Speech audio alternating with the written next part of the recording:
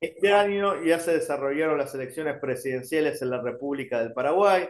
También se van a dar las elecciones presidenciales en la República Argentina y en Centroamérica, en el mes de junio, Guatemala va a elegir presidente para ver quién es el sucesor de Alejandro Yamatei, actual presidente de la República. Tengo en comunicación a Manuel Villacorta, candidato a presidente de Guatemala por el partido Voz. Manuel, muchas gracias por aceptar esta entrevista. No, a ti, Juan, muchísimas gracias por la misma, por permitirme pues compartir contigo estos momentos y poder informar a través de tus redes sociales y tus canales de comunicación. Una situación que seguramente a usted le preocupa y va a trabajar en el caso de ser electo presidente es la relación de Centroamérica, más específicamente Guatemala, con América del Sur, porque lamentablemente en América del Sur poco y nada se sabe de Centroamérica. Recién se está hablando de Nayib Bukele, porque es un hombre mediático, el presidente de El Salvador, o de la dictadura de Daniel Ortega en Nicaragua. En este caso, ¿cómo piensa que se deben encarar las relaciones con América del Sur y con países tan importantes en nuestra región como Argentina, Perú? Bueno, fíjate que en mi caso, como presidente, yo quiero manejar una política exterior con toda independencia. Es decir, realmente yo creo que no es el momento de estar alineado a uno u otro bando. Yo lo he externado constantemente que mi política exterior va a priorizar los intereses del pueblo de Guatemala. Yo quiero tener una excelente relación con todos los gobiernos de América Latina, particularmente con aquellos gobiernos democráticamente electos, porque creo que de una u otra forma, sea un gobierno de izquierda, sea un gobierno de derecha, si ha sido democráticamente electo, pues se merece atender el clamor de cada uno de los pueblos y mantener una relación armónica. Sí me preocupa, por ejemplo, el hecho de la división ideológica que desgraciadamente sigue latente en América Latina, eh, de izquierda contra derecha, porque realmente el mundo ya cambió y los latinoamericanos seguimos imbuidos en los años 70, 80, con lo mismo, el mismo discurso. Yo creo que en este momento lo que necesitamos es pensar en nuestros pueblos fundamentalmente. Sí me preocupa, obviamente, que haya regímenes, particularmente uno, que es el de Nicaragua, ¿no? En donde evidentemente ya las libertades, las garantías, el Estado de Derecho ha dejado de existir. Porque sí he manifestado que mi gobierno vamos a ser muy respetuosos definitivamente de la autonomía y las decisiones de cada país en América Latina, pidiendo el mismo respeto para nosotros. Pero que en materia de derechos humanos, tratándose de un mecanismo o de un elemento global, porque los derechos humanos no tienen frontera, sí vamos a tomar posiciones. Y en lo personal me preocupa muchísimo la situación de Nicaragua, Y en el ¿verdad? caso de Eh, Sudamérica, ¿con qué país ve que puede ser su gobierno aliado? ¿Y qué opina de la situación de Venezuela, que se podría decir que es similar a lo que ocurre en Nicaragua? Mira, con todos los gobiernos de América Latina y en América del Sur, como te repito, nosotros tenemos relaciones diplomáticas, las vamos a mantener. Nos interesa mucho nuestra balanza comercial, pues así lo ven los grandes países. El pragmatismo diplomático de Europa y Estados Unidos, incluso China, por ahí va. Ellos no se preocupan qué gobierno y qué ideología dice representar. Yo creo que nosotros no vamos a caer en la trampa de tomar posiciones. Te reitero, para mí lo más importante es el pueblo de Guatemala. Y si las relaciones con América Latina, independientemente del gobierno que tengan, media vez o toda vez, no sea un gobierno que ya haya pasado a la violación abierta y descarada de los derechos humanos, la vamos a mantener con respeto. Porque una cuestión es la línea ideológica y otra cuestión es el interés de nuestros pueblos. Nosotros necesitamos exportar, nosotros necesitamos importar en función de lo que a mí me interesa para Guatemala. No puedo juzgar la interioridad de otros países, porque ya en esta escala política yo ya no puedo hacerlo. Y como te repito, la única cuestión que sí me preocupa y en la cual puedo tomar abiertamente posición es en el tema de la violación a los derechos humanos. El gobierno de Venezuela pues ha sido un gobierno que ha reiterado una política, diríamos, bastante radical.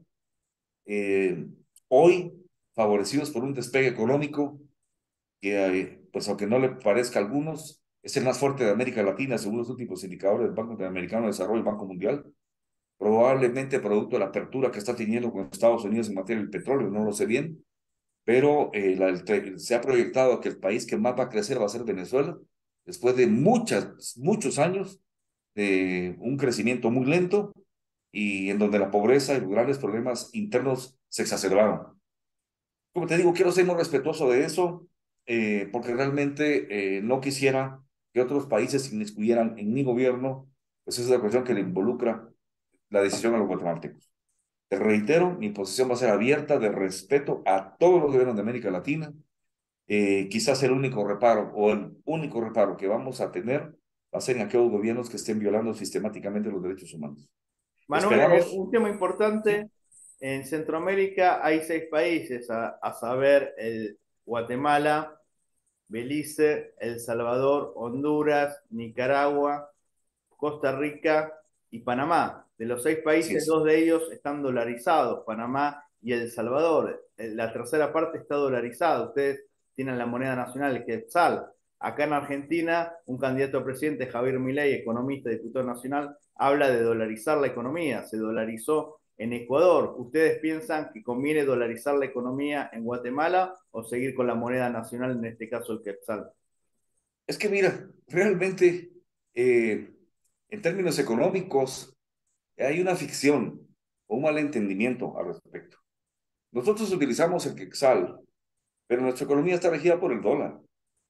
Eh, Tú sabes perfectamente bien que el tipo de cambio de Guatemala, cuando tú lo comparas con el tipo de cambio en El Salvador, en Nicaragua, en Costa Rica, respecto al dólar, viene siendo lo mismo. Por eso acá simpática ah, analogía, ¿verdad? Que se hace de que las economías y sus tipos de cambio se marcan por el precio del Big Mac en McDonald's. Pero es que es cierto. El famoso En índice Guatemala Big tú, Mac. sí, en Guatemala tú puedes comprar un menú en McDonald's por 50 quetzales, que viene siendo como $7. Estos $7 se los gastas en México o en Managua para comprar el Big Mac. Es decir, la economía guatemalteca está dolarizada, definitivamente. ¿Cuánto gana un Eh, trabajador guatemalteco promedio? ¿Cuál es el sueldo mínimo? técnicamente el salario mínimo anda por los 3.200 quetzales, ¿no? Eh, pero en la realidad eso no se cumple. Hay gente que está al 70% de la economía de Guatemala es informal. Hay gente que no tiene empleo y simplemente no tiene salario. Hay gente que puede tener ingresos de 100 quetzales al día, 200, y no volverlo a tener en días. Es decir, en Guatemala no existe un mercado laboral estable donde se puede decir el 90% de los trabajadores están dentro de la economía formal, ganando el mínimo de 3.200 quetzales, que viene a ser algo así como $280, ¿no? No, no es así. La economía en Guatemala, un 20% está formalizada, 80% no está formal.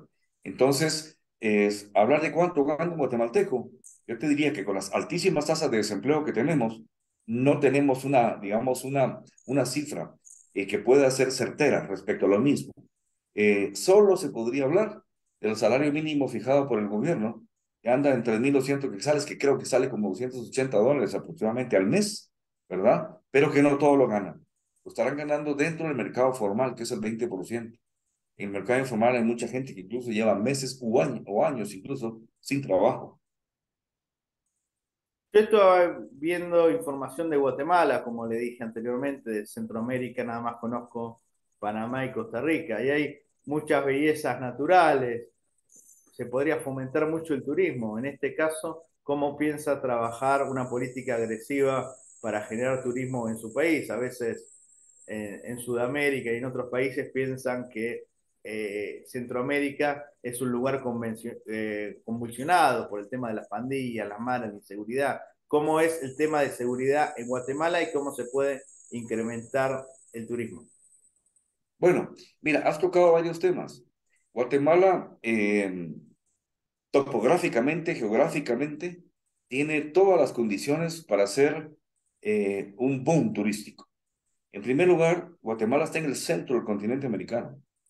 Estamos haciendo frontera con el bloque más grande del mundo de producción y consumo, Canadá, Estados Unidos y México.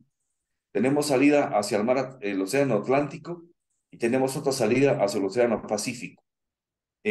Guatemala es el país paradigmático como para poder tener un boom turístico impresionante.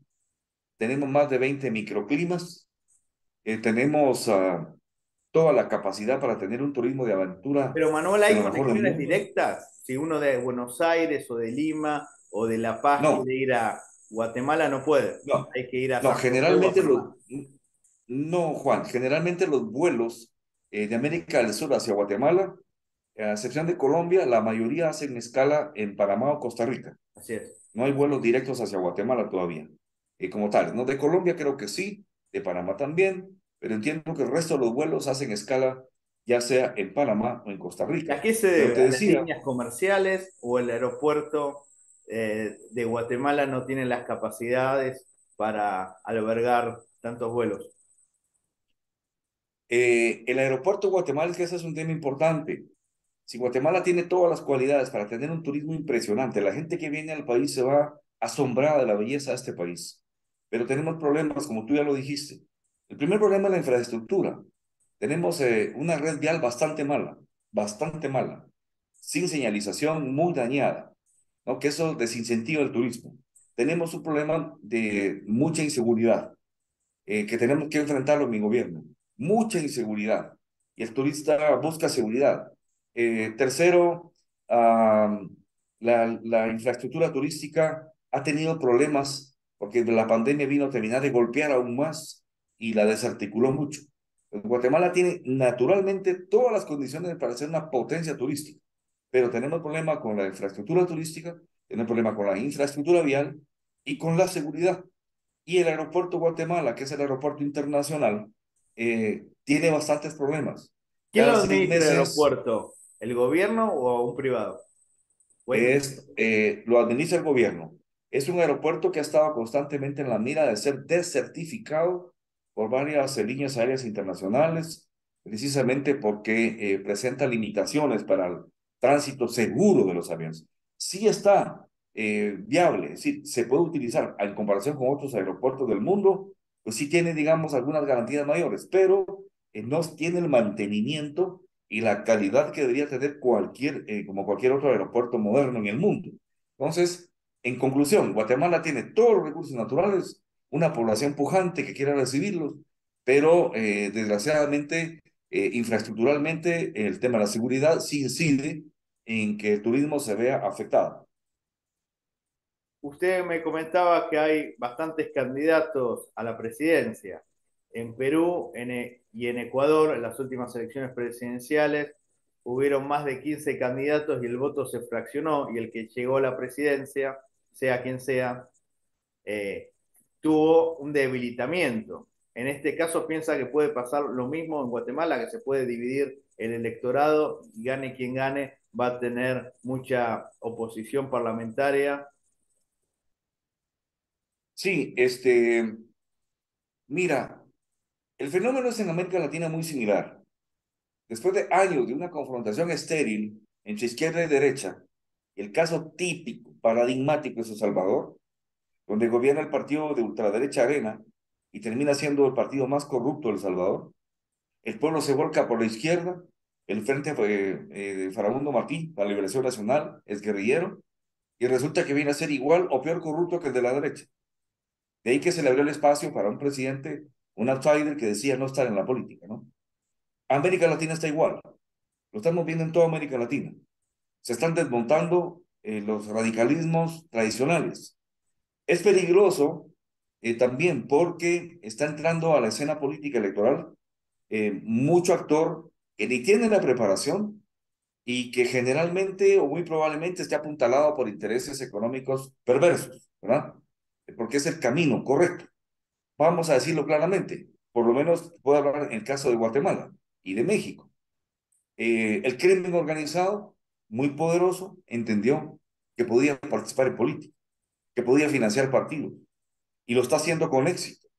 Y entonces están llevando alcaldes, diputados y presidentes, Orlando Hernández en Honduras, que están financiados por el narcotráfico. Recordemos Imagínate que eso. Juan Orlando Hernández, cuando dejó la presidencia de Guatemala, fue detenido y ahora está purgando Sí, prisión en Estados Unidos. exactamente. Entonces, el problema está en que hay una pulverización de la política tradicional, Juan. Están entrando actores difusos y el pueblo está reclamando nuevos actores. Pero desgraciadamente, dentro de esos nuevos actores, no sé, salvo algunas excepciones en América del Sur, no está la solución, porque hemos venido dando tumbos en Guatemala sobre ello, ¿no? Y ahora se intenta lo mismo. Hay un candidato muy parecido a Hernández en Colombia que compitió con Petro, quien se ha dedicado a hacer TikTok hace 2 años, y el tipo tiene un nivel de aceptación impresionante. No tiene plan de gobierno, está con un partido político plagado de narcotraficantes, probado, algunos ya fueron extraditados a Estados Unidos y han vuelto, pero sin embargo es el hombre que está punteando técnicamente en este momento. Y eso se debe precisamente a la desesperación de los pueblos y al, digamos, uso astuto de las redes sociales, como el TikTok, para penetrar en una población cada vez más inocente, más ingenua, que no termina de tener criterio político. Eso estamos viviendo en Guatemala y en este momento es nuestro gran desafío en el próximo proceso electoral. Y como tú dices, vamos a tener un Congreso totalmente polarizado, seccionado, pulverizado, con muchas fuerzas que al final vienen a ser representantes del crimen organizado. Va a ser muy difícil hacer gobierno así. Eso lo tenemos claro. Las últimas dos preguntas. ¿Cómo calificaría la actual gestión del presidente Alejandro Yamatei? Bueno, en Guatemala no terminamos de asombrarnos cómo cada vez cada gobierno viene a ser peor que el otro. Con Morales, el gobierno llegó, el país llegó a condiciones nunca antes vistas. Yamatei, creíamos que por lo menos tratándose de un político que tenía años en el tema de la política y la partidaria, pues las cosas podían tal vez no estar tan mal. Sin embargo, nos enfrentamos a la pandemia y lejos de haber enfrentado la pandemia con la mejor capacidad, se hizo negociaciones con Rusia, hubo mucho dinero bajo la mesa para comprar la vacuna Sputnik, y al final no vinieron los envíos, imagínate, con la mafia rusa, y lo que vino se quedó perdido en los hospitales, no se utilizó y se venció. Es decir, fue un tratamiento pésimo la pandemia. Puedo decirte que Yamatei es el gobierno en la historia de Guatemala que ha tenido más dinero que nadie. 3 años consecutivos de un presupuesto del Estado cada vez más grande. Ha endeudado al país como nunca antes. Ha tenido mucho dinero por endeudamiento. Y la tasa de recaudación fiscal en 3 años ha crecido por la modernización del sistema fiscal, producto de los organismos internacionales. Es un gobierno que ha tenido muchísimo, muchísimo dinero. Pero lamentablemente hoy las condiciones socioeconómicas son terribles. Más del 65% de la población en pobreza, la mitad de los niños desnutridos, un desempleo galopante. Yo te diría que se lleva el premio de haber sido ya el peor gobierno de toda la historia de nuestro país. La última pregunta. Es importante en un proceso electoral la transparencia del mismo. Últimamente en varios países hay algún candidato que queda segundo o tercero que grita o sospecha que hubo fraude. En este caso, ¿cómo van a supervisar los guatemaltecos las elecciones y cómo van a trabajar con los organismos internacionales para que la elección sea transparente, independientemente del Mira, resultado? sí, en Guatemala desde hace dos periodos anteriores, y este no es la excepción, se viene trabajando por parte de la partidocracia corrupta en lo que se conoce como un fraude electoral sistémico. No es justamente el día de las elecciones con el robo de votos que también lo hacen. Yo fui víctima terrible de eso, ¿no? Pero te puedo decir que eh, está empezando, como siempre, con una encuesta falsa. Uno de los diarios de mayor influencia, que bueno, que ya es decrépito, pero lo tuvo, que es Prensa Libre, ha publicado una encuesta que no se sustenta por donde se mire. Técnicamente es un fracaso, pero que ya está poniendo en los primeros 5 lugares a representantes de la partidocracia corrupta. Así empieza el fraude. Y a ellos lo dijeron públicamente. Vamos a hacer entrevistas únicamente con los 5 que van adelante. O sea, Ahí empieza el fraude. direccionarlos a través de los medios de prensa y las encuestadoras. Totalmente. Ahí empieza con una encuesta falsa que trata de sesgar la opinión pública. Y estas personas compran, entre comillas, supuestos periodistas o analistas para que le den más auge a esa encuesta y se diga que es la encuesta oficial, ya todo está dicho, que ir tratando de calar en la opinión pública para que se crea que sí, son los únicos candidatos. Ahí empieza el fraude sistémico. También acarreando gente el día de las elecciones para que voten por ellos o bloqueando donde no van a tener ellos el voto. Y también, obviamente, con información falsa, ¿verdad? Emitiendo información falsa en todos aquellos centros de votación donde ellos tienen incidencia porque manejan las juntas electorales, ¿no? Nosotros hemos ya denunciado eso, hemos pedido a la OEA, al IIDH, a CAPEL, a la Unión Europea, a las misiones de observación internacionales, que estén atentas a esto, porque yo sí puedo denunciar que el fraude ya se inició con una encuesta falsa, ¿no? En donde nos ponen muy abajo precisamente para ir sesgando la opinión pública. La Una mayoría de las encuesta encuestas, por lo menos las que he visto a través de redes sociales, lo ponen a un señor Carlos Pineda en primer lugar. es la persona que me refiero, tiktokero, sin experiencia política, que está vinculado con grupos muy cuestionados, te digo, no tiene visa, el gobierno de Estados Unidos no le da visa, lleva gente en su partido que ha estado vinculada con el narcotráfico, y él es el que, entre comillas, va punteando, ¿no? Mi impresión es que lo están inflando mucho para que compita frente a él cualquiera de los tres candidatos de la partidocracia corrupta y volver a quedarse con el poder, como hicieron con Morales o como hicieron con Yamatei. ¿Y en qué posición Vamos a, está la hija del general Ríos Montt? en esas encuestas viene para abajo. Realmente las encuestas serias que nosotros hemos tenido acceso, eh, la hija de Río no viene bajando significativamente. También el señor Mulet y también la señora Torres, ¿no? Porque en una Vienen época bajando, decía vienen. que la hija de Ríos Montt era una de las favoritas. Se decía eso, pero las encuestas demuestran ya que definitivamente ya no lo es. Así es, Muchísimas Juan. gracias, espero poder entrevistarlo antes de las elecciones. Recordemos que usted fue embajador en el Estado de Israel y es muy importante hablar de la geopolítica, sobre todo el Así conflicto es. que tiene Ah, Guatemala con Belice, el tema, ya que estuvo en Israel, la causa palestina, hablar sobre la así es. relación con América del Norte. Hay muchos temas que lamentablemente en 30, 40 minutos no se pueden hablar, pero esperemos que esto sea el comienzo de unas seguidillas de entrevistas para que la gente se informe más sobre Guatemala. Muchísimas gracias. A ti, Juan, muchísimas gracias por esta valiosa oportunidad. Éxitos en tu trabajo. Ya sabes que estamos aquí con la puerta abierta para cualquier otro encuentro. Gracias, Juan. Para más información de Guatemala y nuestra región, suscríbanse a mi canal de YouTube. Muchas gracias.